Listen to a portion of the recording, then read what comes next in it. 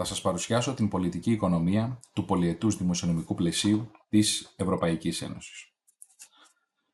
Η μελέτη της πολιτικής οικονομίας του πολυετούς δημοσιονομικού πλαισίου έχει ως στόχο να αναδείξει ότι η Ευρωπαϊκή Ένωση ιστορικά επιχειρεί να εξασφαλίσει την οικονομική ανάπτυξη των κρατών μελών της Ευρωπαϊκής Ένωσης μέσα από την ενίσχυση συγκεκριμένων τομέων της οικονομίας. Παράλληλα, επιχειρείται η ανάδειξη των πρωτοβουλειών της Ευρωπαϊκής Ένωσης να ανταποκριθεί σε νέες προκλήσεις που προκύπτουν είτε από τη μεταβολή της παγκόσμιας οικονομίας, όπως για παράδειγμα οι συνέπειες οικονομικής παγκοσμιοποίησης στο εσωτερικό των κρατών μελών, είτε απρόβλεπτες συνέπειες που προέκυψαν από την εκδήλωση της παγκόσμιας οικονομικής κρίσης, τη χρονική περίοδο 2007-2009 και η πανδημία COVID-19. Στο τέλος, επιχειρείται η αξιολόγηση της αποτελεσματικότητας αυτών των πολιτικών και η δυνατότητα προσαρμογής της Ευρωπαϊκής Ένωσης στο διαρκώς μεταβαλλόμενο παγκόσμιο οικονομικό περιβάλλον. Το πολυετές δημοσιονομικό πλαίσιο έχει την προέλευσή του από τη συγκρουσιακή δεκαετία του 1980 για την αντιμετώπιση των δημοσιονομικών αναγκών. Πιο συγκεκριμένα, από το 1988, υιοθετήθηκε στο πλαίσιο της Ευρωπαϊκής Ένωσης ο θεσμός του μακροπρόθεσμου προϋπολογισμού. Σήμερα, στο πλαίσιο της Ευρωπαϊκής Ένωσης, υλοποιείται το έκτο πολυετές δημοσιονομικό πλαίσιο για τη χρονική περίοδο 2021-2027. Το τελευταίο πολυετές δημοσιονομικό πλαίσιο διαφοροποιήθηκε ως συνέπεια της εκδήλωσης της πανδημίας COVID-19. Η ύφεση που προκάλεσε ο περιορισμός οικονομικής δραστηριότητας, ως συνέπεια του περιορισμού των μετακινήσεων, όθησε στην υιοθέτηση νέων προτάσεων. Το σχέδιο ανάκαμψης των οικονομιών των κρατών μελών της Ευρωπαϊκής Ένωσης έθεσε ως στόχο αρχικά τη δημιουργία ενός σχεδίου ανάκαμψης που έλαβε τον τίτλο Next Generation EU με χρηματοδότηση 750 δισεκατομμύρια ευρώ για το χρονικό διάστημα 2021-2023. Η προαναφερόμενη χρηματοδότηση διαμορφώθηκε ως εξής: 390 δισεκατομμύρια ευρώ επιχορηγήσεις και 360 δισεκατομμύρια ευρώ δανεισμός. Το τελικό όριο διαμορφώθηκε για το σύνολο της χρονικής περίοδου 2021-2027 ως εξής: 1,216 δισεκατομμύρια ευρώ στο πλαίσιο του πολυετούς δημοσιονομικού πλαισίου, 807 δισεκατομμύρια ευρώ στο πλαίσιο του έκτακτου μέσου ανάκαμψης Next Generation EU, άρα 2,023 ευρώ από το συνδυασμό των πόρων του πολυετούς δημοσιονομικού πλαισίου και του Next Generation EU. Η κατανομή των ποσών στο πλαίσιο του πολυετούς δημοσιονομικού πλαισίου παρατίθεται στον πίνακα 1.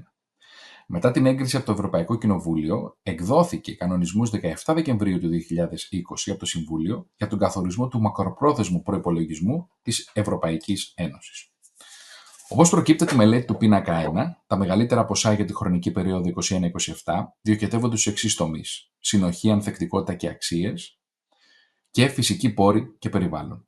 Την ίδια στιγμή, κεφάλαια διοχετεύονται και σε άλλους τομείς, όπως η ενιαία αγορά, καινοτομία και ψηφιακή οικονομία, μετανάστευση και διαχείριση των συνόρων, ασφάλεια και άμυνα, γειτονικές χώρες και υπόλοιπος κόσμος και τέλος, ευρωπαϊκή δημόσια διοίκηση.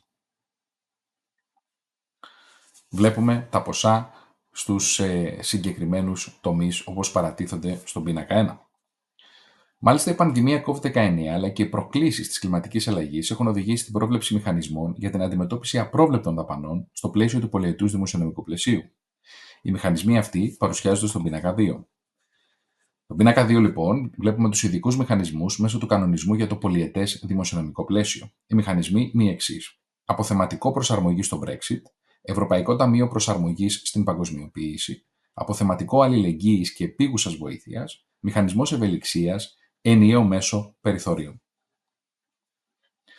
Η χρηματοδότηση στο πλαίσιο του σχεδίου με τίτλο Next Generation EU για την αντιμετώπιση των συνεπειών της πανδημίας COVID-19 διαμορφώνεται όπως περιγράφεται στον πίνακα 3.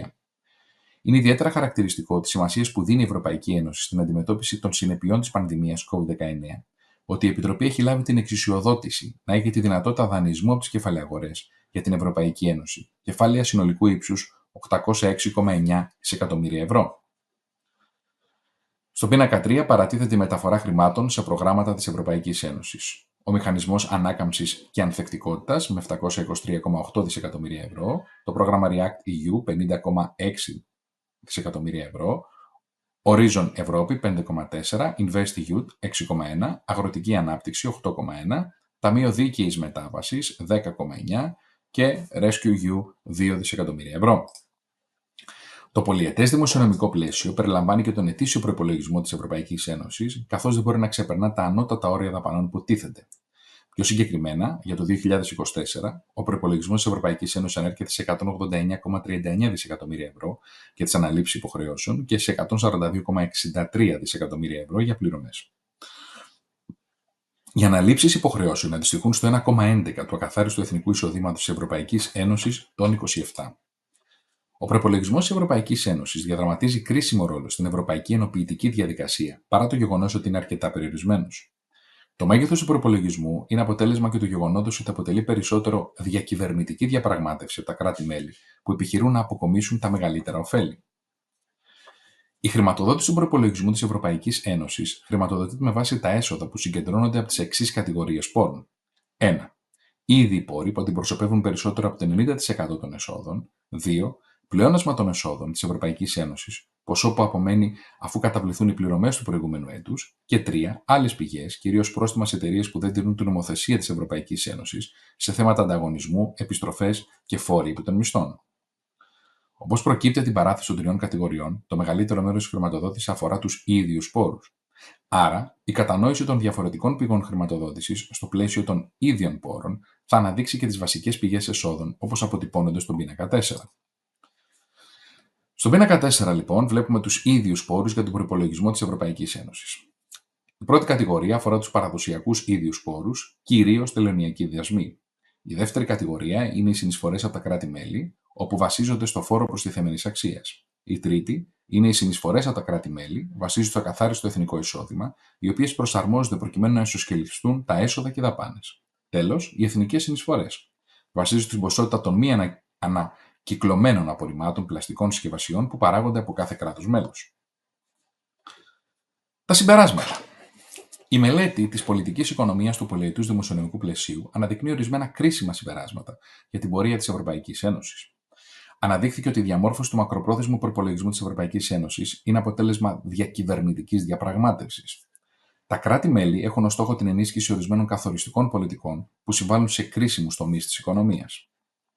Το δεύτερο συμπέρασμα που αναδείχθηκε είναι ότι η πανδημία COVID-19 αποτέλεσε τον καταλήτη για την ενίσχυση του μακροπρόθεσμου προϋπολογισμού της Ευρωπαϊκής Ένωσης.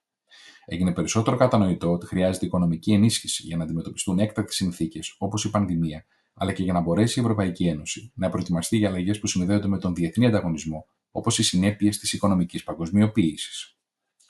Τέλος, η δυνατότητα δανεισμού της Επιτροπής από τις κεφαλαίες για λογαριασμό της Ευρωπαϊκής Ένωσης αναδεικνύει ότι έχει γίνει αντιληπτό ότι η αντιμετώπιση των σύγχρονων προκλήσεων μπορεί να είναι αποτελεσματικότερη, ξεπερνώντας το δόγμα του καθαρού ωφέλους και τα κράτη-μέλη.